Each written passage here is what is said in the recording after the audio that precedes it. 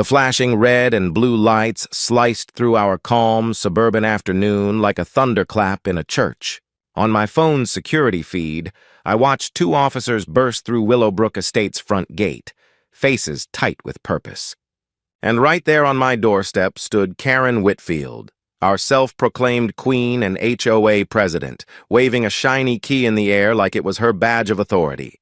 Her face was crimson, twisted with fury, as she screamed at my locked door, completely unaware that my 12-year-old son Leo was inside, quietly recording everything on his phone.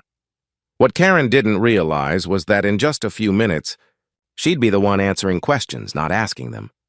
This is how an entitled HOA president learned the hard way that not every door opens just because she demands it, and that calling the cops can sometimes backfire spectacularly. My name's Marcus Chen. I'm a single father and a software engineer.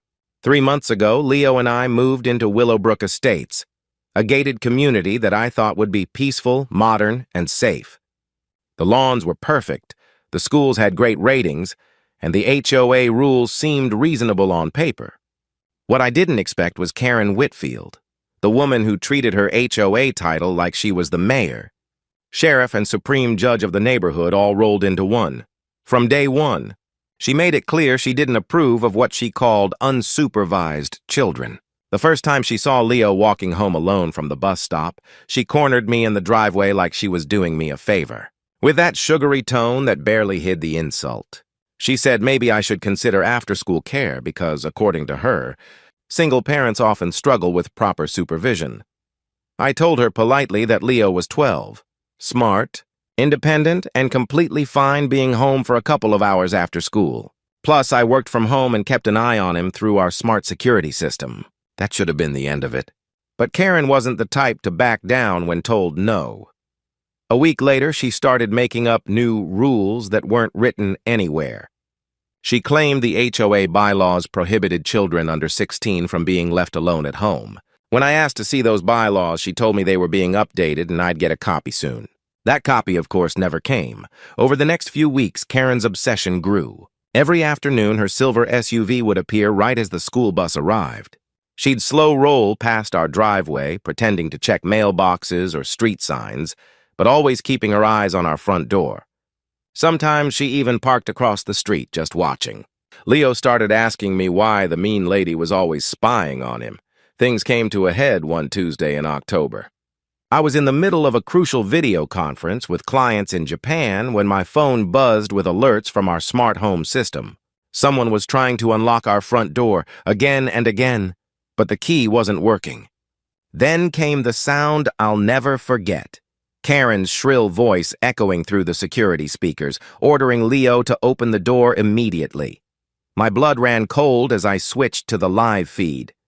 There she was, jamming a key into the lock, muttering something about an HOA master key and a welfare check. Leo, bless that kid, stayed calm. Just like we practiced, he pressed the panic button that sealed the house and activated every security camera. A second later, my phone rang. "Dad," Leo said steadily, "that Karen lady's trying to break in. She says she has a master key, but it's not working." I told him he did everything right and to stay put. Through the speaker, I spoke directly to her.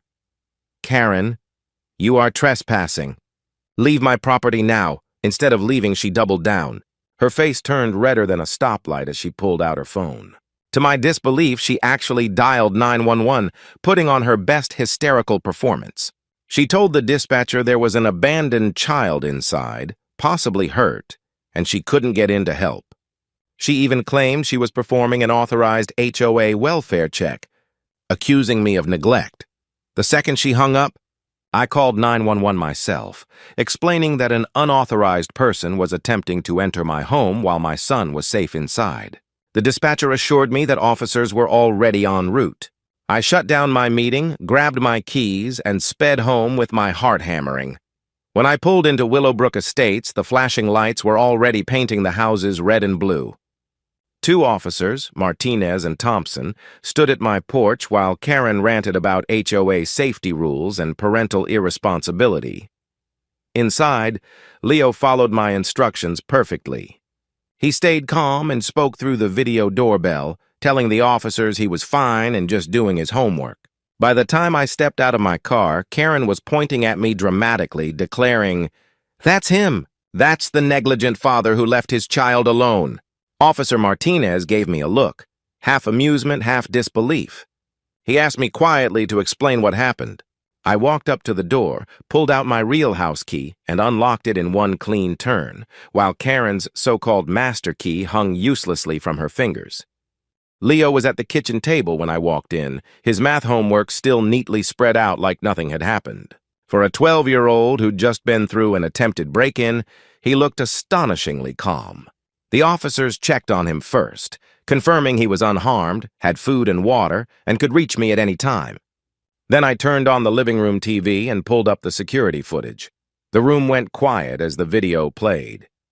It showed Karen marching up to our door, waving her so-called master key and forcing it into the lock like she owned the place. The timestamp revealed she'd been trying for nearly 10 minutes before she ever called the police. Officer Thompson crossed his arms and asked flatly, "Ma'am, where did you get that key?" Karen's confident smile flickered. She stammered something about HOA emergency protocols and authorized access for safety. When pressed, she admitted she'd made a copy of a maintenance key during a previous inspection for emergencies. The officers exchanged sharp looks. Duplication of a homeowner's key without permission? That wasn't safety. It was criminal intent. That's when I showed them the file I'd been compiling for weeks. Screenshots of her fake HOA rules, dated notes of every time she'd parked outside to watch Leo, and witness statements from neighbors. Mrs. Rodriguez across the street had even shared her doorbell footage. Karen, sitting in her car for 20 minutes straight, eyes locked on our house.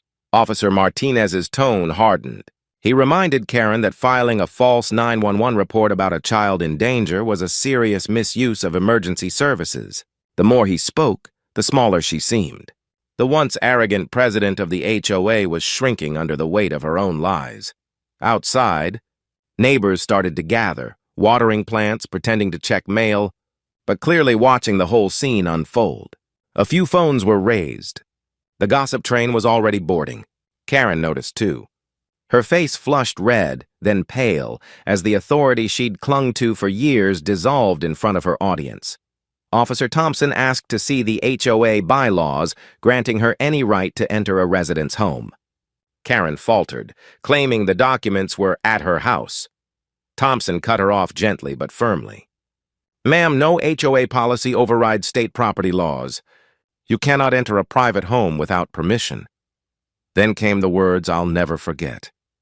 "Karen Whitfield, you are being cited for attempted unlawful entry and false reporting to emergency services."